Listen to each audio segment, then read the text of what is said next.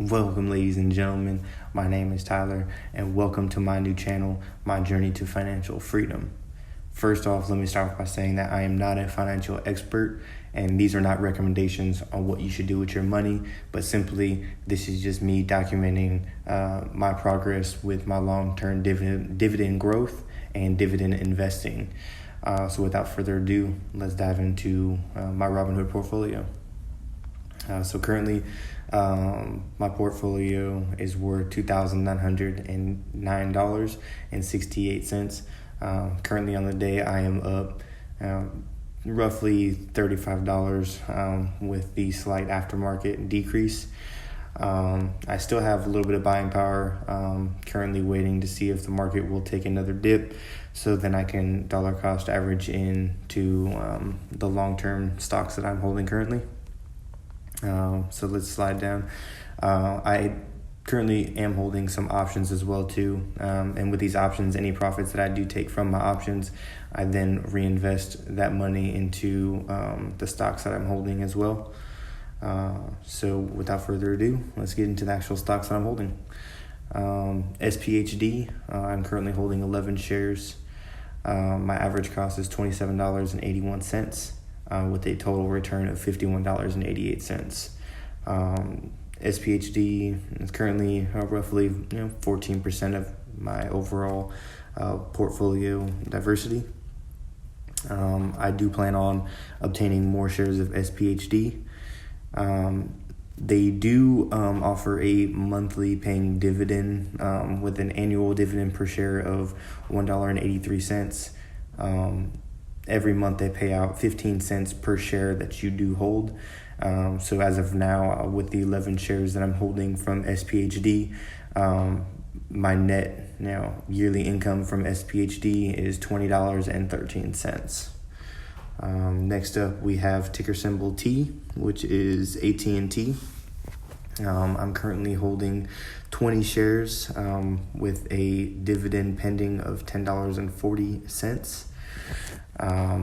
My average cost is $29.39 with a overall roughly 24% portfolio diversity. Total return is $35.13 on the growth of the price of the stock. So diving into the dividend, this dividend pays quarterly, and the annual dividend per share per year is $2.05, which comes out to 52 cents per quarter per share that you hold. So with that, my yearly income per dividend for my ticker symbol T is $41 even a year that I returned from holding 20 shares of AT&T. Next up, let's get into Coca-Cola, ticker symbol KO. I'm currently holding 13 shares of Coke. The total return is negative 53 cents, which I'm really not too concerned about right now, as the stock market is in a very volatile state. The main thing that I'm concerned about is the shares, if they're still holding their dividend or if they're still paying out a dividend. And with Coke, they are quarterly, paying dividend. Their annual dividend per share, per year is $1.64, which breaks down to 41 cents per share, per quarter. So with the 13 shares that I do hold, I receive $21.32 a year from holding, 13 shares of Coke. Next, we're going to get into O Realty, ticker symbol O.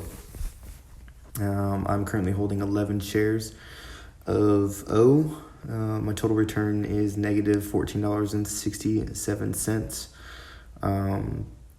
My average cost per share is $53.40. I do plan on purchasing more to reduce the average cost per share that I have. But as of now, O Realty, they pay out $2.72 annual dividend per share, which comes down to 22 cents per share. And they are a monthly paying dividend. So yearly income from holding 11 shares of O Realty is $29.89 a year. And next, we're going to get into PPL. PPL, average cost is $26.32. I do hold 10 shares of PPL. My total return is $1.08 net positive. Portfolio diversity is 10% of my portfolio, which I do plan on getting, holding more shares of PPL. Currently, they are a quarterly paying dividend, $1.65 annual dividend per share per year, which breaks down to 41 cents per share per quarter that PPL will pay out to its stockholders. So with holding 10 shares of PPL, my yearly income per dividend is going to be $16.50. So with these stocks that I am holding, my current dividend income monthly is $10.74, and annually is $128.84. Like I said, I do plan on reinvesting the dividend income that I will be receiving from the companies that I do hold now. And on top of that, I give myself $60 a week, which is $240 a month that I will be putting in my own money to essentially invest in these companies and get a greater holding, so my dividend will grow over the course of the next 5 to 10 years, and hopefully by then I'll be making $1,200-$1,300 a month from dividends in the future. But thanks for watching the video. Like I said, I will be continually putting videos out there and showing the progress, the shares that I do accumulate. I'll show you and tell you the reasons why I decided to invest in those companies. So like I said, thanks for watching the video. If you liked it, please leave a like, comment below, tell me the things you liked, you disliked about the video. So yeah, if you liked it, like, subscribe, and appreciate it. Peace.